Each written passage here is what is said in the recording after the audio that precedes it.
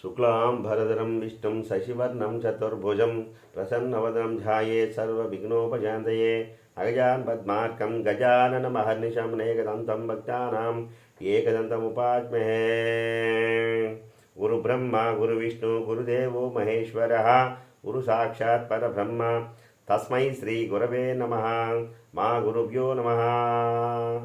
మా గురుభ్యో నమ. సాయిరామ్ గారు గురుభ్యో నమ. సాయిరామ్ శాస్త్రి గురుభ్యో నమ. మా మాతాయై నమ. ఆదిలక్ష్మీ మాతాయై నమో నమ. తల్లి నిన్ను దళంచి పుస్తకం చేతన్ భోని తిన్నీవు నా ఇల్లం బంధుని జృంభనముగా ముక్తి విశుషిద్ధంబుల్ శోభిల్లం బల్కుం నాదు వాక్కునం సంప్రీతిన్ కులాధాక్షి సరస్వతి భగవతి నిశ్చేజ జాడ్యాపహ.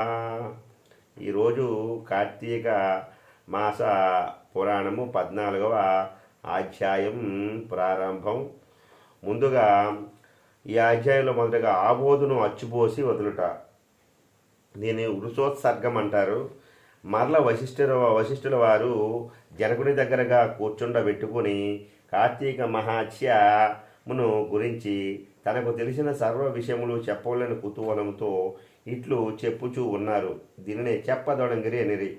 ఓ రాజా, కార్తీక పౌర్ణమి రోజున పితృప్రీతిగా వృషోత్సర్జనము చేయుట, శివలింగ సాలగ్రామములను దానము చేయుట, ఉసిరికాయలు దక్షిణతో దానము చేయుట మొదలగు పుణ్యకార్యముల వలన వెనుకటి జన్మమందు చేసిన సమస్త పాపములను నశింపజేసుకొందురు. వారికి కోటి యాగములు చేసిన ఫలములు దక్కును. ప్రతి మనుజుని పితృదేవతలను తమ వంశమందెవరు ఆబోతునకు అచ్చువేసి వదులుదురో వారు ఎదురుచూచుందురు.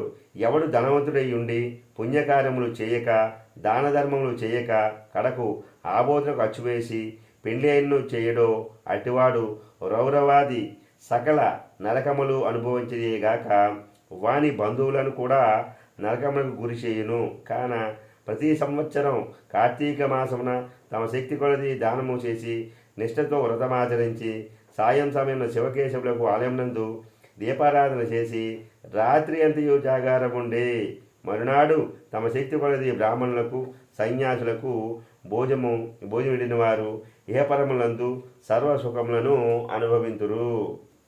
ఇక కార్తీక మాసంలో విసర్జించవలసిన పదార్థములు అనేవి: ఈ మాసమందు పరాణ భక్షణ చేయరాదు, ఇతరుల ఎంగిలి ముట్టుకోకూడదు, తినకూడదు, శ్రాద్ధ భోజనం చేయకూడదు, నీరుల్లిపాయ తినరాదు, తిలదానం పట్టరాదు, శివార్చన సంధ్యావందనము చేయని వారు వండిన పిండి వంటలు తినరాదు, పౌర్ణమి అమావాస్య సోమవారం నాడు సూర్యచంద్ర గ్రహణ ప్రోయందును భోజనం చేయరాదు, కార్తీక మాసం 4 రోజులు కూడా రాత్రులు భుజింపరాదు, విధవ వండినది తినరాదు, ఏకాదశి ద్వాదశి వ్రతములు చేయువారులు ఆ 2 రాత్రులు తప్పనిసరిగా జాగారం ఉండవలెను.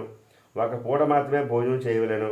కార్తీక మాసంలో తైలము రాసుకుని స్నానం చేయకూడదు, పురాణములను విమర్శించరాదు. కార్తీక మాసం వేడినీటితో స్నానం చేసిన కళ్ళుతో సమానమని బ్రహ్మదేవుడు చెప్పెను. కావున వేడి నీటిలో స్నానం చేయకూడదు. ఒకవేళ అనారోగ్యంగా ఉండి ఎలాగైనా విడవకుండా కార్తీక వ్రతం చేయవలన కుతూహం గలవారు మాత్రమే వేడి నీటి స్నానం చేయవచ్చును.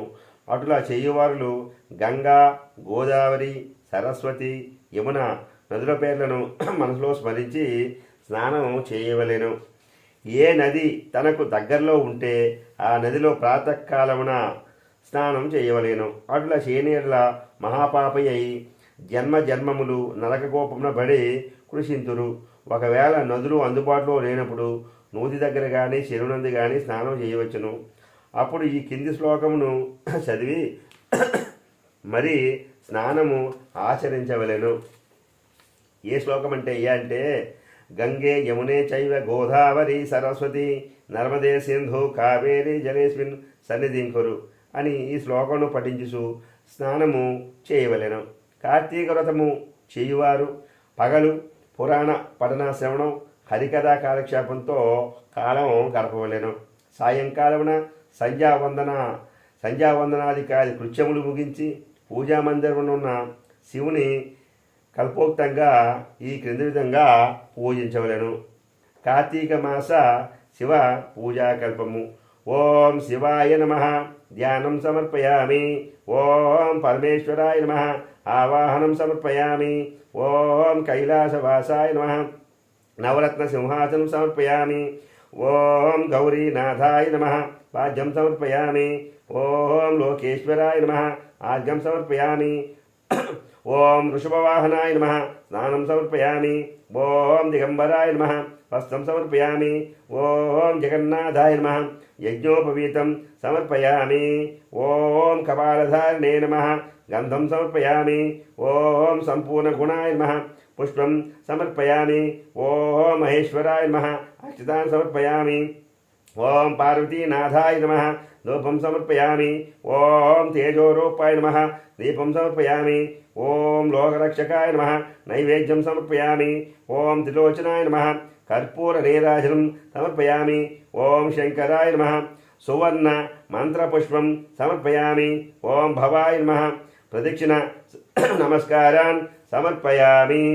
ఈ ప్రకారంగా కార్తీక మాసమంతయు కూడా పూజించవలెను. శివ సన్నిధిని దీపారాధన చేయవలెను. ఈ విధంగా శివ పూజ చేసిన ఎట్ల ధన్యుడవును. పూజానంతరము తమ శక్తిని బట్టి బ్రాహ్మణులకు సమారాధన చేసి దక్షిణ తాంబూలాది సత్కారములతో సంతృప్తి పరచవలెను. ఇట్లా చేసిన వారు 100 అశ్వమేధ యాగముల చేసిన ఫలములు 1000 వాజిపేయి యాగులు చేసిన ఫలములు కలుగును. ఈ కార్తీక మాసము 4 రోజులు బ్రాహ్మణ సమారాధన, శివకేశవుల సన్నిధిని నిత్య దీపారాధన, తులసికోట వద్ద కర్పూర హారతలతో దీపారాధన చేసిన ఎట్ల వారికి వారి వంశీయులకు పితృదేవతలకు మోక్షం కలుగును. శక్తి కలిగి ఉండి కూడా ఈ వ్రతను ఆశించిన వారు 100 జన్మలు నానాయోనులందును జన్మించి తరువాత నక్క, బుక్క, పంది, ఎలుక, పిల్లి మొదలగు జన్మలెత్తుదురు. ఈ వ్రతము శాశ్వతంగా ఆచరించిన ఎడల 15 జన్మ యొక్క పూర్వజ్ఞానము కలుగును. వ్రతము చేసినను పురాణము చదివినను విన్నను అట్టి వాళ్లకు సకల ఐశ్వర్యములు కలిగి మోక్ష ప్రాప్తి కలుగును. చతుర్దశాధ్యాయము అనగా ఈరోజు 14వ రోజు పారాయణ సమాప్తము. ఓం నమ శివాయ. హరహర మహదేవ శంభో శంకర. సదాశివాయ విశ్వేశ్వరాయ వీరభద్రాయ గన్నాథాయ ప్రజాపతియే నమో నమః. ఓం నమ శివాయ.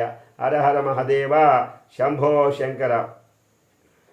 పోలవరం శ్రీ మహానందీశ్వరాయ నమో నమః. పట్టిశాచల వీరభద్రేశ్వరాయ నమో నమః. దాక్షారామ భీమేశ్వరాయ నమో నమః. సామర్లకోట క్షీర రామంగేశ్వరాయ నమో నమః. శ్రీశైల మల్లికార్జునవాసాయ నమో నమః. కాశీ విశ్వేశ్వరాయ నమో నమః. నమశివాయ. హరహర మహదేవ శంభో శంకర. సర్వం శ్రీ పరమేశ్వరార్పణమస్తు. శుభం భవతి.